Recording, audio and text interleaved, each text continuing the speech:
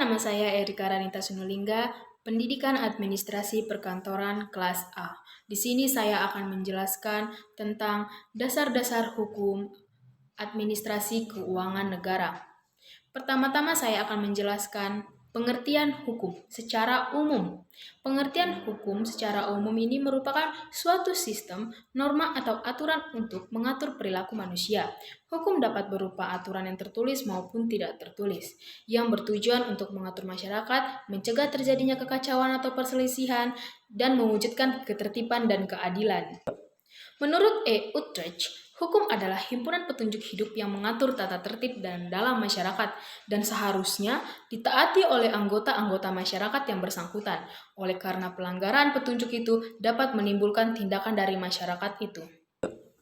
Tujuan pokok hukum yaitu agar bisa menciptakan tatanan-tatanan masyarakat yang tertib, ketertiban, dan keseimbangan. Dengan tercapainya ketertiban dalam masyarakat ini, diharapkan kepentingan dari setiap individu atau manusia akan terlindungi dalam mencapai tujuannya. Hukum tersendiri memiliki fungsi berbagai hak dan kewajiban antara perorangan di dalam masyarakat, membagi wewenang dan mengatur cara memecahkan masalah secara memelihara serta hukum itu sendiri. Menurut Undang-Undang Dasar tahun 1945, tujuan hukum yaitu membentuk suatu pembentukan negara Indonesia yang melindungi segenap bangsa Indonesia dan seluruh tumpah darah Indonesia, serta memajukan kesejahteraan umum, mencerdaskan kehidupan bangsa dan ikut serta melaksanakan ketertiban dunia yang berdasarkan kemerdekaan, perdamaian abadi dan keadilan sosial. Adapun fungsi hukum yaitu yang pertama adalah hukum berfungsi sebagai melindungi kepentingan manusia dan yang kedua adalah hukum berfungsi sebagai alat untuk ketertiban dan keteraturan masyarakat.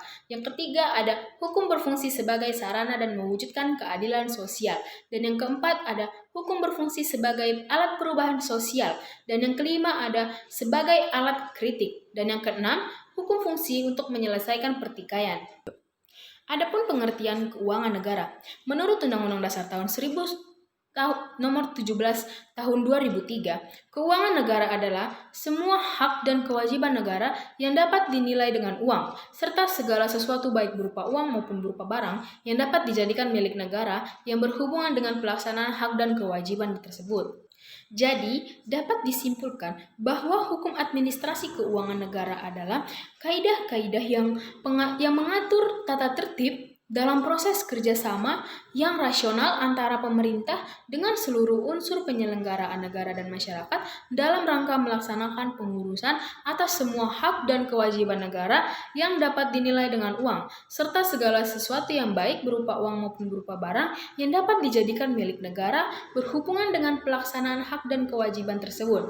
Pelanggaran atas kaidah atau peraturan dapat menimbulkan tindakan dari pemerintah, pengenaan sanksi sesuai pengenaan atau ketentuan yang berlaku.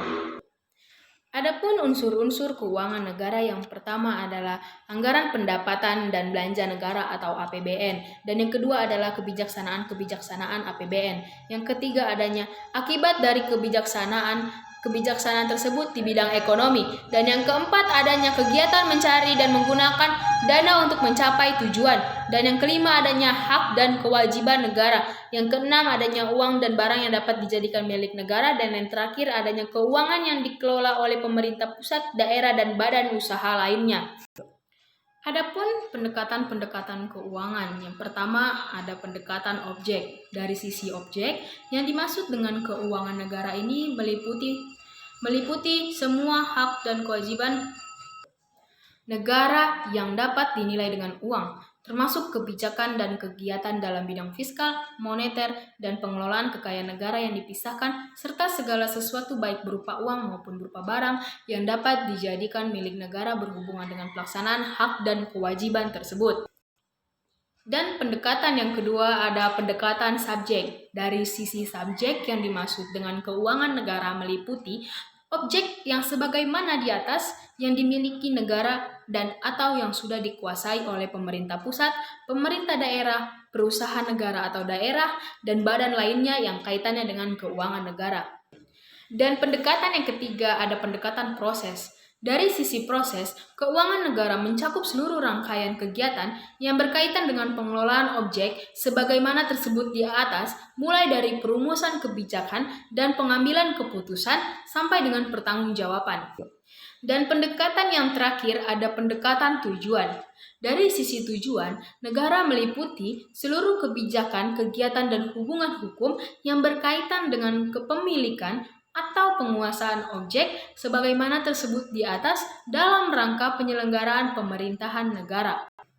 Sekian dari materi tentang dasar-dasar hukum administrasi keuangan negara yang telah saya sampaikan. Saya ucapkan terima kasih.